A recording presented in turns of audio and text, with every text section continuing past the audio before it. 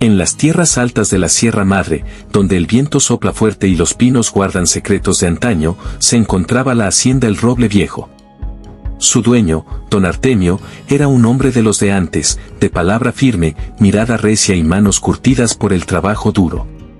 Había levantado esa hacienda desde cero, peleando contra sequías, plagas y tiempos difíciles.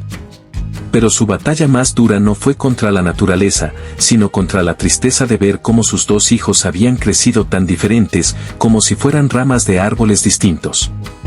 El mayor se llamaba Rogelio. Desde niño mostró una inclinación desmedida por el dinero fácil y la vida cómoda. Rogelio despreciaba el olor a estiércol y el polvo del corral. Siempre decía que el campo era para los ignorantes y que él estaba destinado a cosas grandes en la ciudad.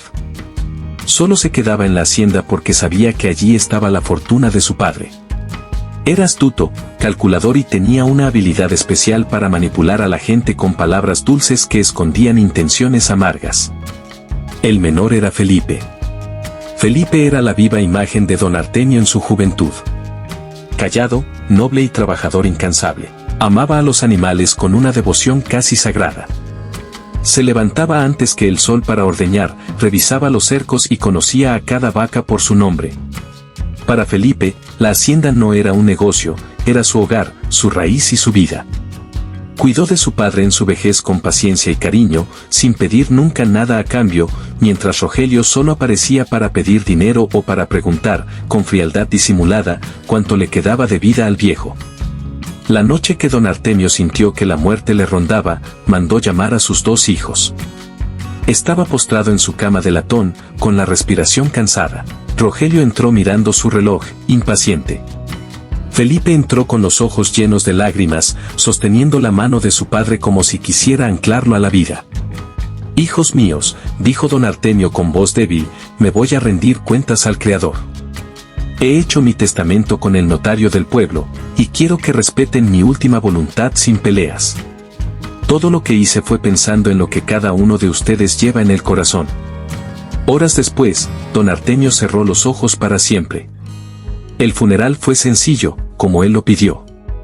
Felipe lloró amargamente la partida de su maestro y amigo. Rogelio, en cambio, apenas derramó unas lágrimas fingidas frente a los vecinos, mientras su mente ya estaba calculando en cuánto vendería las tierras y el ganado.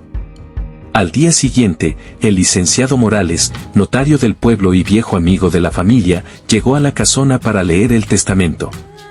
Rogelio se sentó en la cabecera de la mesa, sirviéndose un tequila, sintiéndose ya el patrón.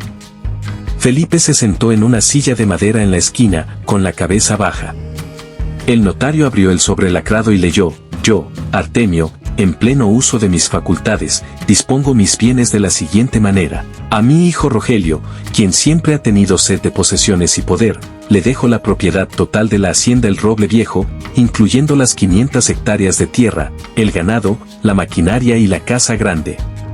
Rogelio dio un golpe en la mesa y gritó de júbilo: «Eso es. Por fin. Sabía que el viejo no me iba a fallar». Miró a Felipe con una sonrisa burlona. «Lo siento, hermanito, parece que te quedaste sin nada. Pero no te preocupes, te puedo contratar como peón si necesitas trabajo». El notario carraspeó y continuó: «Esperen, aún no termino. Y a mi hijo Felipe, quien siempre valoró mi compañía, mi esfuerzo y mis enseñanzas más que el oro, le dejo mi objeto más preciado, mi vieja montura charra, aquella con la que recorrí estas tierras durante 40 años, para que siga cabalgando por la vida con la frente en alto». Un silencio pesado llenó la sala. Rogelio soltó una carcajada cruel que retumbó en las paredes. ¿La montura vieja? ¿Ese pedazo de cuero podrido que está arrumbado en la bodega?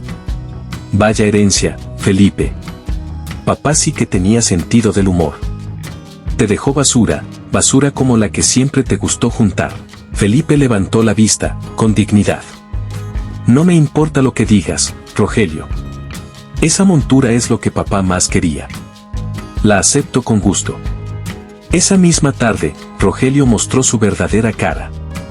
Ebrio de poder, le dijo a Felipe: «Mira, hermano, voy a vender el rancho. Ya tengo compradores interesados en convertir esto en un club campestre. Así que necesito que desalojes la casa hoy mismo». No quiero estorbos. Agarra tu silla vieja y lárgate. Felipe no peleó. Sabía que la avaricia de su hermano era un muro contra el que no valía la pena estrellarse. Fue a la bodega, sacó la vieja montura de su padre, que estaba cubierta de polvo y telarañas, se la echó al hombro y salió caminando de la que había sido su casa toda la vida. No se llevó nada más que su ropa y el recuerdo de su padre. Felipe encontró refugio en un pequeño cuarto de adobe que le prestó Don Chon, un anciano del pueblo que lo conocía desde niño.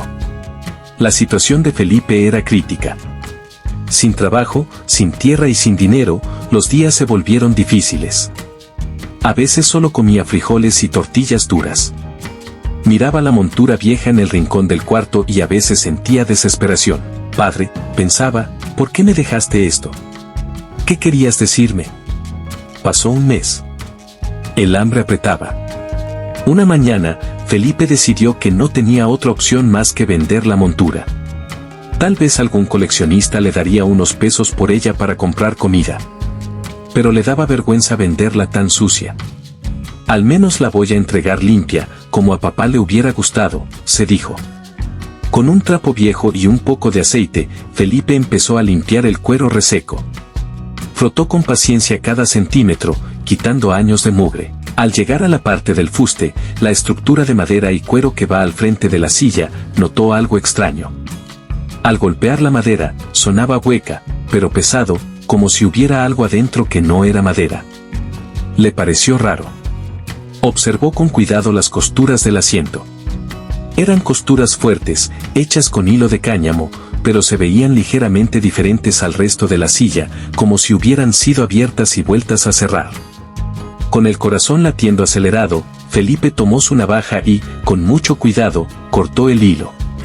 Levantó la tapa de cuero del asiento y se quedó sin aliento. Sus ojos no podían creer lo que veían.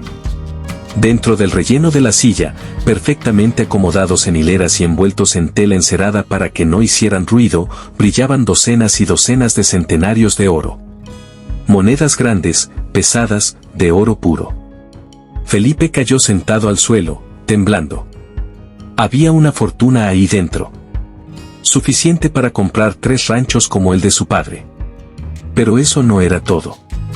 En el fondo, debajo de las monedas, había un sobre de papel grueso, lacrado con cera roja.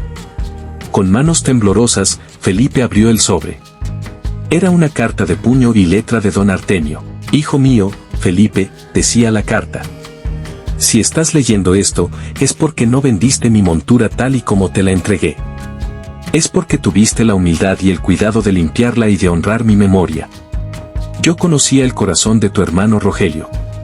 Sabía que en cuanto yo muriera, él vendería la tierra y despilfarraría el dinero, porque la riqueza que no se gana con sudor, se va como agua entre los dedos. No podía permitir que el patrimonio de la familia se perdiera en vicios.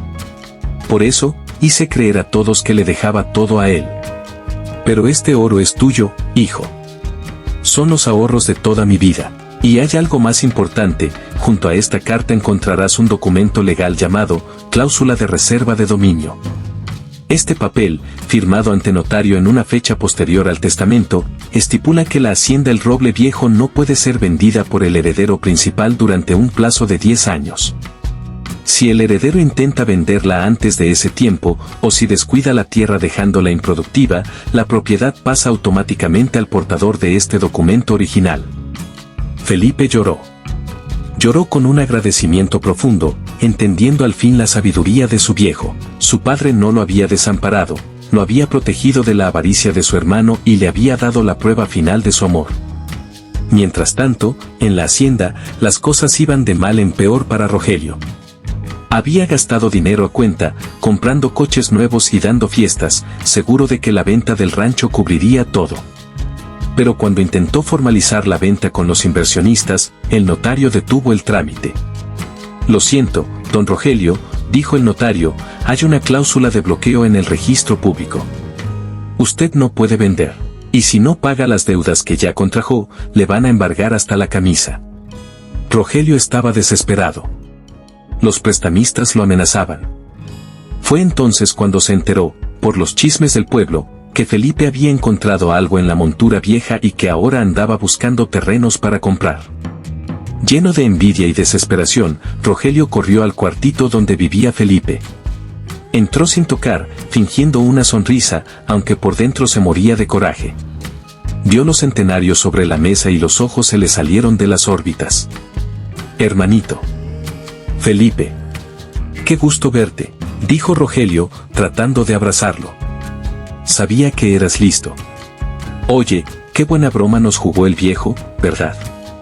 Pero bueno, somos familia, la sangre llama. Mira, tengo unos problemas con el rancho, ¿por qué no juntamos tu oro con mi tierra y nos hacemos socios? Tú siempre fuiste bueno administrando». Felipe lo miró con una calma que desarmó a Rogelio. Ya no era el hermano menor sumiso. Era un hombre dueño de su destino. «No, Rogelio», dijo Felipe suavemente. «Papá sabía lo que hacía. Intentaste venderme, intentaste echarme como a un perro. Y lo más triste es que despreciaste la montura no por ser vieja, sino porque venía de él».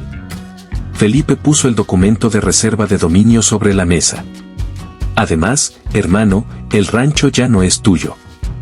Como intentaste venderlo violando la cláusula de papá, la propiedad ha pasado a mi nombre desde esta mañana. El notario ya lo certificó». Rogelio cayó de rodillas, llorando, suplicando, pidiendo perdón, pero no por amor, sino por interés. Felipe, en su inmensa bondad, no lo dejó en la calle. Le permitió vivir en una pequeña casa de los trabajadores y le dio empleo en el rancho, pero con una condición: tendría que trabajar la tierra con sus propias manos para ganarse el pan, tal como lo hizo su padre, para ver si así aprendía el valor del esfuerzo. Felipe recuperó la hacienda El Roble Viejo y la hizo florecer como nunca. Se casó, tuvo hijos y les enseñó el amor por el campo. Y en la sala principal de la casa grande, en una vitrina de cristal iluminada, siempre conservó la vieja montura de su padre, sucia y gastada, como el trofeo más valioso del mundo. Esta historia nos deja una lección que no debemos olvidar. A veces, Dios envuelve sus bendiciones más grandes en paquetes que parecen humildes o insignificantes.